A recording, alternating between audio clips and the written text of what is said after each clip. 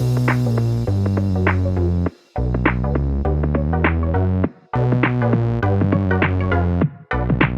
welcome everybody to another episode of Chris and Dave's Reality TV Cast. I'm one of your hosts, Chris, and my co-host and very good friend is Dave. Hey there, Chris, and hello to our listeners out there. Welcome to Chris and Dave's Reality TV Cast. We are covering Married at First Sight Australia, Season 10, Episode 17. Now, Chris, it's commitment ceremony time. Where would you like to start today? Well, Dave, I've got to say, we're going into week 7 of Love Island, and this is week 5 of maths. How the hell we're doing this, I do not know, my friend. But it's been it was a good week of Love Island last week, and we start again. So we're going on the descendants, we're going out of Love Island, thank God, some would say. But maths is just getting, for me, better and better. So we get a little bit of VTs of some of the couples preparing for the commitment ceremony. And then we sort of find out as they sit down, Bronte's not going to be there. She's not very well. But then it gets into Janelle and Adam, Dave. Now, Adam is already, in the VTs, he's not apologising. He's blaming it on everyone else. We hear this thing with Alyssa, because Duncan supporting Adam, and she don't understand it. A little bit of a hypocrite, Dave, as you mentioned in the last episode for Alyssa, but we'll get into that. But yeah, this whole interaction with Janelle and Adam, talk about, and I can talk some shit, and I know I talk too much, but every time he opened his mouth, Dave, he just got worse and worse, and I was pissing myself laughing. It was gold, because it was like, Adam, you're a horrible guy. You're a fake fucking fame chaser, and you've been rumbled, mate. Just keep quiet and take your humble pie and apologise. But he just couldn't leave it, could he? No, it's bizarre how he just stumbles into this word soup, and he says a lot without saying anything, but takes no accountability whatsoever. He's happy to blame everyone. I mean, it was really awkward at the start, wasn't it? Because neither of them wanted to say anything. So, what's her name? Janelle. Janelle, the Alessandra. Expert. Alessandra. She's the one who has to break the silence, isn't she? And yeah, they do get straight into it. And Chris, we are a bit up and down on the experts sometimes, but I think I'm having a bit of a thing for John. I think he's fucking brilliant, right? I think he's just so much better. Again, I'm sorry, but if you compare him to the UK one, Paul. No, but I don't mean like all of them. I mean the guy. Yeah, all the kind of experts and the approach and whatever. The chemistry is just totally different, and in the UK we don't hold them to account in the same way. I just love the way John just absolutely spells it out. He totally spells it out that Adam's taking no accountability. And again, even when he's being told all these things, and Chris, I loved the way everyone was chipping in then. Yeah.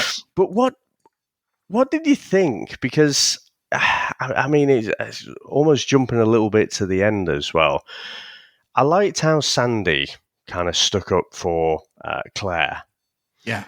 But the girls like Alyssa, and I was a bit surprised as well, Melinda, don't seem to like Clare at all and seem to be putting the blame much more on her than they even are with Adam. Now, I don't know if it's because Adam's gone at the later point, but I thought that was an interesting dynamic. But, Chris, what did you reckon, though, to when Adam has, they get to the decision, they both write leave. I was a little bit surprised, and I thought Adam might just cling on with his fingernails, but I think even he's got the self-awareness to realise he's fucked it. He's got no allies whatsoever. There's no point just making himself look worse on TV if he's going to stick around. And then he storms off, Shannon style, and no fucker follows him at all. Not a single person. He's like, I'm going to take my ball home. and no one follows him. But you know what, Dave, there's loads there. You've said, and I agree with all of it. I think the girls, just to talk about that slide, I think the girls are having a go at Claire. Not that they're blaming her more than Adam, in my opinion. I think it's because she's lied to their faces and said nothing's happened. That's why they're upset. Girl code, stick together, everything. And she has blatantly lied to him. And we were still scratching our heads like, why did this come out at this wedding? Nobody believes that wasn't orchestrated by the producers. But it's the story that's been told. I'm with you completely. Melinda and Alyssa. And Alyssa is venomous, isn't she? She's like really in on Claire. She's in on Adam. More on Claire, as you said. I agree. I think the problem is because Adam's just talking shit. And one of the lines that got sort of swept under the carpet, I don't know why. Maybe it's just that everything was going on. But Sandy made a great comment. She said, Adam, I've seen the messages where you said you're going to deny it if it comes out. And he didn't have a clue, but John didn't say anything. Alexandra Mel, none of it, no one said anything. Even like Janelle was just upset. She didn't really say anything. And I honestly thought Adam was going to say stay. I wrote down, this fake fuck is going to say stay and Janelle will go. And when he said leave, I was like, holy shit. I wasn't expecting that. But like you said, maybe it was that he knows there is no exit. There's no extra week on holiday here.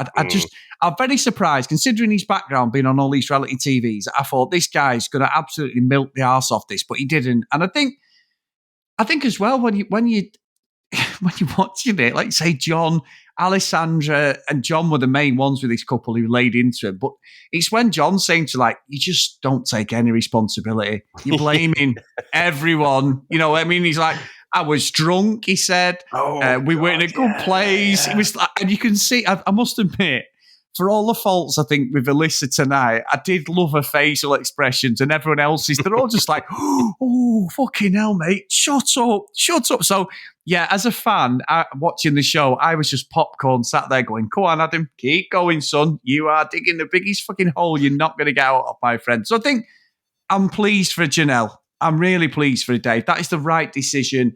And luckily, Adam actually had a bit of fucking conscience about him for a change. Yeah. Now, just very briefly, though, Chris, I mean, the fact that this Adam character, he's been on all these different reality shows. I mean, they said earlier in the season, 10,000 people apply for this. Why would you need to go back to the well? Why would you need to go back to some no-mark who's just trying to land it big on reality TV?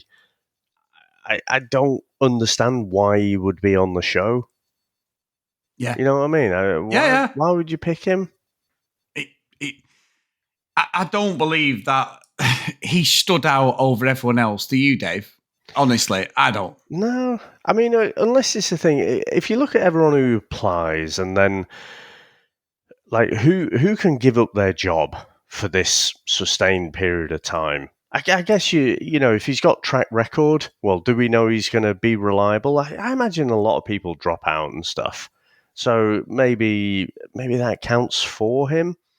But it smells a bit. You know what I mean? The fact that he's on another reality TV show again.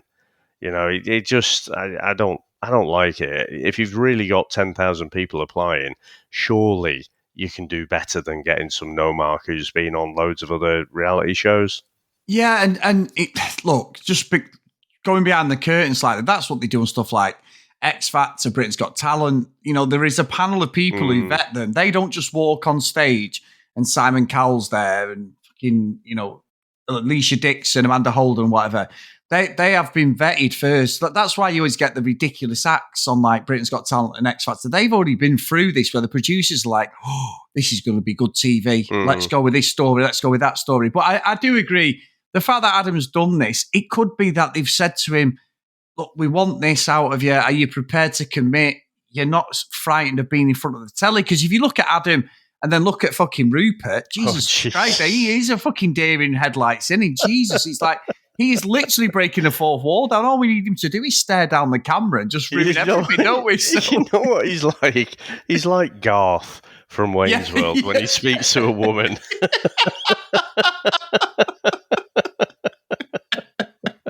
That's a great observation, Dave. That's brilliant. That's so true. He just freezes, doesn't it? I mean, we'll get on to them, I'm sure, but he did warm up a little bit. But yeah, it's just occurred to me that that's kind of what he is. But Chris, you've mentioned about Alyssa there. I mean, there is so much going on there. There is, she is like on the brink, isn't she? Because Duncan has the gall to have a 4 or 5 minute conversation with Adam to tell him that, he doesn't appreciate it, but she is breaking down. What do you reckon to that reaction? I was just like dumbfounded. And even Duncan even said it. Eventually, he's a gentleman, and he went, I feel as if I'm being treated like Adam, and he's the one who's cheated. It was so wrong. She was really upset.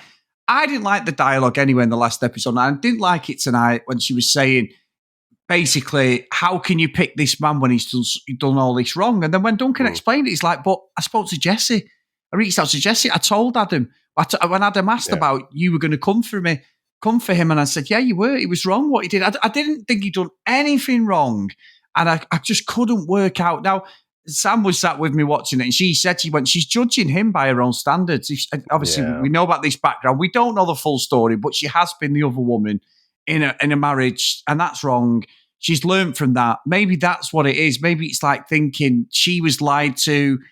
You don't know whether the guy she was with was saying he was single and all that, because you get that a lot with married people, don't you? They say that the relationship's over, and it's all bullshit, Dave. A bit like Adam, what he said, about the same fucking thing. We weren't in a good place. yeah, we're in a good place. The first I knew, we had sex that night, Adam. Yeah, you fucking scumbag. But so maybe it was that. Maybe she was sold a dream as well, and that's why her barriers are up. But Duncan's not the person to take that out on at all. That's not right in my eyes. I almost feel like, I always say to you, I don't believe in plants. There's enough of these characters out there to not have to plant someone, and then they have to fake being that character for the rest of their lives. But I almost feel like Duncan's a plant because he's so perfect. Now, Alicia was going way overboard for me. And it was a disproportionate reaction. But add into that, like you say, the history of it, the hypocrisy of it. You're like, where are you coming from? But rather than get annoyed with it, as I'm sure a lot of people, probably including me, would be, because it's like, look, this is not rational. Where are you coming from? It's not like I've given him high fives or something and congratulating him on his cheating. I literally had a conversation with him, told him that I'm not happy about it. I don't see what I've done wrong there. But, he was fairly, not accepting, but, he was fairly chill with the whole scenario. But, Chris, I've got my eye on this couple now, because that is not, in my opinion, that is not correct behavior. It seems to me like she didn't like what Duncan was saying, and because he was able to argue his corner, or explain his corner, she didn't like it. So she's getting all frustrated and emotional about it, and is trying to get him to back down on it. It just doesn't seem healthy to me at all. No, and Dave, to be fair, it's what we need in the show. But you are right from a moral point of view. I agree, Dave. I agree. And then what was funny, Dave? We get the quick carousel of couples that have not got a storyline in this episode, don't we? So we move on from Duncan and Lisa. We get Leighton and Melinda. Yeah, stay. See you later. Cheers. Yep. Arnie and Ollie. Stay. Yeah, cool. Then Harrison gives us the most insincere bullshit about Bronte. Just before we get onto that, the Oscar-winning Harrison performance. Yeah, exactly. It's ridiculous. Just before we get onto that, which I thought was so brilliant. But what did you reckon to Melinda saying about? I felt like she was overselling it, saying when he goes for a pee, I'm like hoping he'll hurry up. I'm like, okay, I'm not sure I'm quite buying that. I mean that is next level, isn't it? I mean that's again a little bit unhealthy. I'm not sure if she just Like, I'm not sure if she really meant that or was just talking shit. But again, it just made me think, that sounds a bit wrong. Yeah, it does sound a bit wrong. Because I heard it and I was like, did she just say the toilet? And I was like, yeah, she did. Sam said, yeah, she did. Squeeze it out quicker. Yeah, hurry up, you fucker. Yeah. That's why you have two toilets, Dave. We have two toilets, luckily. So that's the reason you do that. You know, that argument. But anyway, no, so Harrison comes on and he starts telling us his story, endometriosis, which is not a nice thing for the ladies. I know that. I've seen it firsthand. We can't relate. So I can't, think about his performance. Oh, that was so good. So sorry for it. And everyone, he's just like really hard on me. Yeah. Everyone in the crowd's just like, is he fucking for real here or what? And then he went, we're gonna stay. And I'm like, all right, cheers, Harrison. We'll get your storyline next week, Dave, because I've still got my thoughts on what I think's gonna happen with them. But then we get Rupert and Evelyn, and I've got to say, Dave, I'm not buying Rupert at all. There's something off for me. I just don't know what it is. You cannot be that nervous being on telly or like you say, I don't know what's going on with him, but he just seems off to me. It really does. Yeah, he's not great for TV, really, is he? Because, he's so seemingly uncomfortable. Like I say, once they dragged some words out of him, he sort of warmed up a little bit and said, she makes him nervous and what have you, and he does find her attractive, but it's bizarre. It's like getting blood out of a stone. And again, you've really had all these contestants and you picked him. It just seems a bit weird, and I don't think she can do any more. I have to say, Chris, I didn't appreciate the dress choice here, because I don't know if you noticed, but like underneath her arms, like it was a different. It was the dress, but it was like a darker color than the rest of the dress, and it just looked. It made it look like she had sweaty armpits, but she didn't. It was just the dress design. I'm like, why would you design a dress and then someone else buy the dress, which just made it look like you had sweaty bits? Did you not notice? No, I didn't. I just one of these silly little things, but yeah, I think I don't know. I don't know where this couple goes. I mean, she seems to be into it, into launching herself into the experiment, but he needs to fucking shit or get off the pot, as they say. Yeah, it's just something's off there, Dave, isn't there? I can't work it out with the guy. He looks familiar to me. I'm wondering whether we've seen him in something previously. I need to investigate that. Yeah, he just looks familiar.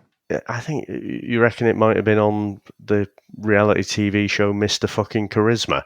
I mean, surely he must just look for someone like someone else, because this guy is like, he's not been on TV before, surely. No, well, no one would give him a second chance. It's a terrible fucking skit if it is, Dave, if it is him. But what did you think, Dave, about Sandy and Dan and that whole interaction and him telling that he wasn't attracted to her right now? And I was like, oh, Dan, again, mate, you know what Sandy's, a background, the relationship, the fact she's not had one, she's 36. It's like, there's ways to say that, and that's not the way to say it. I don't understand what's going on there. I mean, I think I do. He's just out, isn't he? He's not in the relationship anymore. I don't know if he was ever in, but, he's definitely out at this point. I mean, apparently he goes for 6-hour jogs in the morning.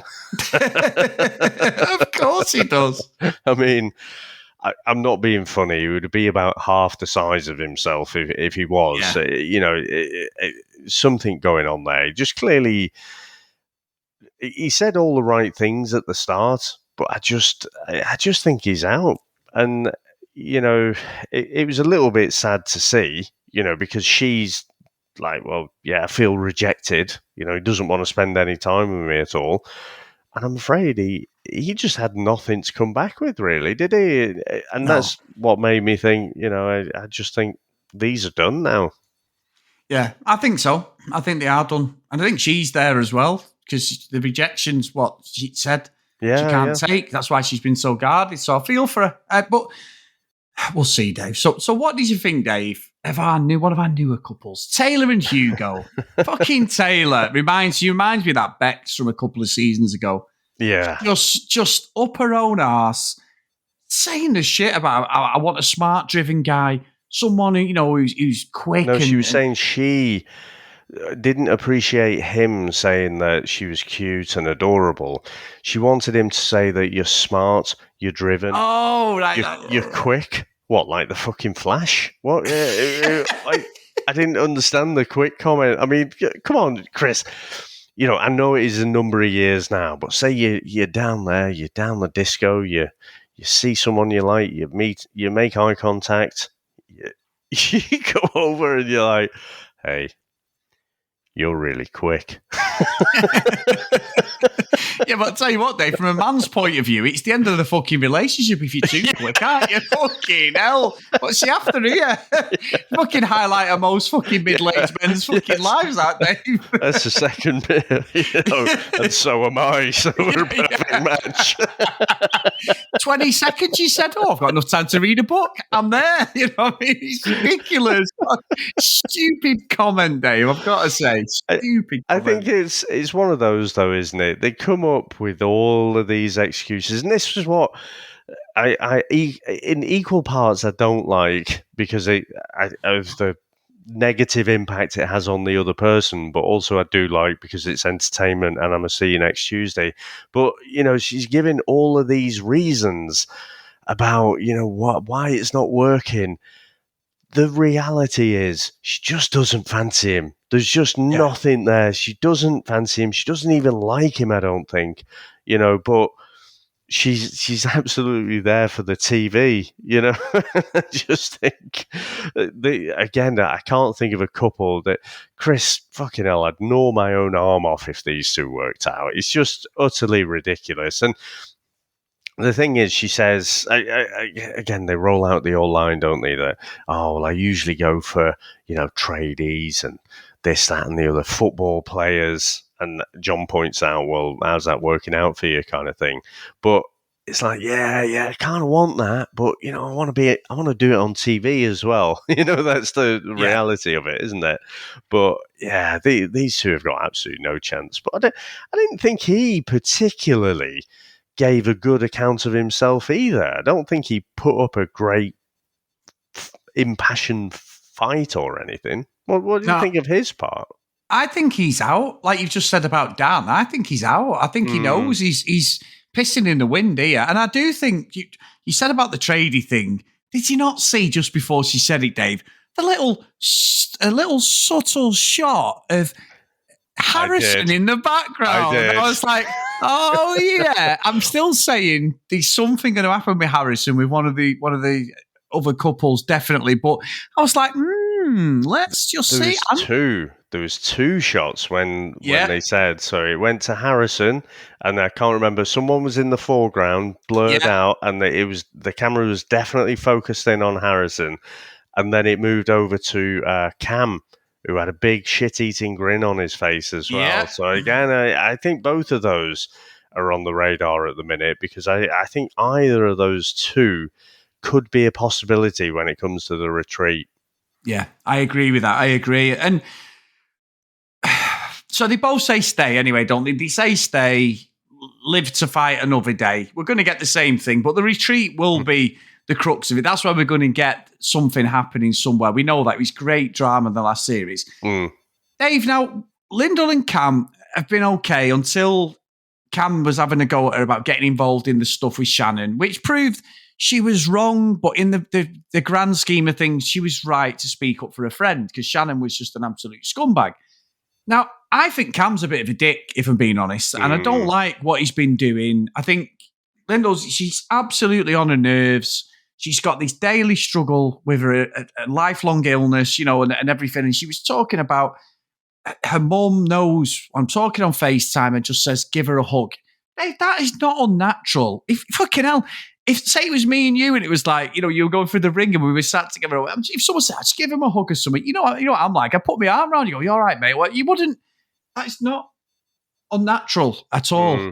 Do you know what I mean? So The only thing I thought was, if he felt like he was being given an order, some people don't like, to feel like he doesn't know Lyndall's mum, does he? The next minute, he feels like someone's giving him an order, and it goes from being this tiny thing, and then as soon as he says sort of no to it, that's it. He's kind of dug into his position then. yeah, But it does. I think if all was well in the garden, then this wouldn't be an issue at all. But I do think that there's something there. Since that initial argument, I don't think these have been getting on that well. And so I think it's more of just a little symptom of other things that are going on between them two. And I was kind of thinking, well, consider Al, right, from last season and from Love Island as well. If Al had met someone for the first time and then they said to him, give person X a hug, he'd be straight over there. It wouldn't matter who it was. He'd give him a big bloody hug and they might get a kiss as well. yeah.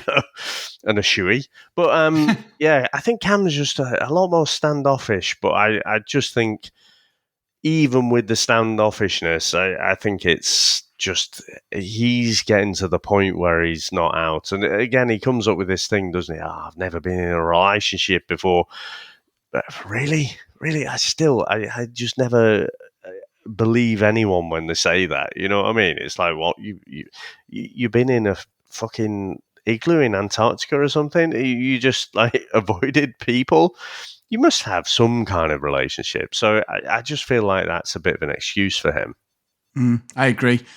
Right, Dave, let's get on to Jesse and Claire. So Jesse is absolutely all over the place. There is a little bit of foreshadowing that maybe he's going to take her back. Seems very affectionate towards sort of, I think he feels that she's bearing the brunt of everything from the girls, which I think, as I said before, I think because she's lied to their faces, that's why they're hurt, because they thought it was a friend.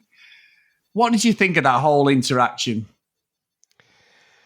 Well, you know what? I mean, I've enjoyed Jesse's character, right, from the first episode, even though, like, some of his behaviour has been really despicable, hasn't it? The way he's behaved and stuff, it's not right. But I don't think anyone can accuse him of not being authentic. And he has no poker face at all. So I genuinely believe what he's saying. And whereas Claire, I said after that first commitment ceremony, when Jesse was being a total dick, and Claire's like, yeah, he said these awful things, like, going on about my star signs and whatever. And, he was being genuinely a dick. But Claire's like, but I'm going to stay. And I was like, oh, come on. You are just here for the fame. So you had me there. Good one. But you're not going to fool me again. And that's kind of the way I feel now. I feel like she did do a good apology. It's all the things that you want from an apology. It's sincere. All the things that Adam didn't do, and she genuinely seems apologetic towards Jesse. And I would say that's kind of reflected by Jesse as well, because he, even when Claire's taking all the stick and everything, and like say Melinda somewhat for some reason, or like say maybe because she feels betrayed, but she's sticking her oar in as well. And Jesse kind of reached over and just gave her a little kind of reassuring pat on the leg kind of thing. So even though he's really hurting, you can see that beneath all of this kind of toxic shit that he's been spewing out, and about how he doesn't like star sign chicks and, people who do this and people who do that, there's quite an empathetic person in there, I think. And I think that showed through. But then when he said that he can kind of forgive her and everything, and he can still do that and make the decision that he's made, you knew straight away he's going to say leave. And when Claire said, I'm sorry. you knew exactly which way she was going to go. And I revert you back to that first commitment ceremony, Chris, when I was like, oh, come on. You're just here for the TV. There's no reason for you to keep fucking flogging this dead horse. And I kind of feel the same again. And I don't think she's necessarily staying for the right reasons. You know, even if she was like staying in to plead and beg forgiveness, I kind of don't feel like that's the right thing. You've kind of fucked it. The relationship's gone. I don't even think there was one there in the first place. But it would be misguided to think that you can retrieve this thing just by begging and stuff. But yeah, I was kind of glad. I was like, I'm not ready to let these off my screen yet. So even though I felt a little bit bad for him because he said, look, he's got nothing in the tank at all, I was like, oh, I'm glad we've got you for an extra week, though. I must admit. I mean, how did you feel about it, Chris? Yeah, it's funny because as much as I've had a bit of a pop at Alyssa, I think she was right. I think for me, him saying leave and her saying stay, and then John never stepped in like he did with Josh. Different circumstances, I know, because Josh was really under the cosh. But you can see with Jesse, he's not far off. He's ready for his... I'm at the point of leave. That's it. We've seen it with Janelle and Adam. They've gone. I'm with you. I'm sort of like, what is the point? But I'm still in the back of my head think there's going to be a redemption. But I think when Alyssa said, like, you can't come back from the gaslighting, having a go at Jesse, it's like she said, I was afraid, I was scared. No, you would have been an utter twat, basically, to Jesse, because you were trying to hide your cheating and your deception with Adam. So I think she should have said leave. However, I think they're good. And I think Jesse, there's a nice story there for him. He's genuinely nervous. It's this twitching I see. I just see a very vulnerable person. But it is also, go back to what you said, his reaction to it initially was not right. But I've sort of like forgot all that because it's like, well, they absolutely gaslit him. Her and Adam just were a pair of knobs. So, yeah, I'm with you. I think, yeah, another week. I think the right thing would have been leave, but hopefully let's see what happens. But with Adam and Janelle going, there's not going to be any drama now with these two. I think they could possibly reconcile. I think there might be something. And I think, I mean, John's on fire, I think, this season. I think even if they don't have a relationship, and get on, I mean, I think at the minute, that's the best I would say they could realistically hope for, is just have this good friendship develop and learn things about themselves, learn about how they are in relationships and take the advice and stuff. So I think there is a genuine benefit there.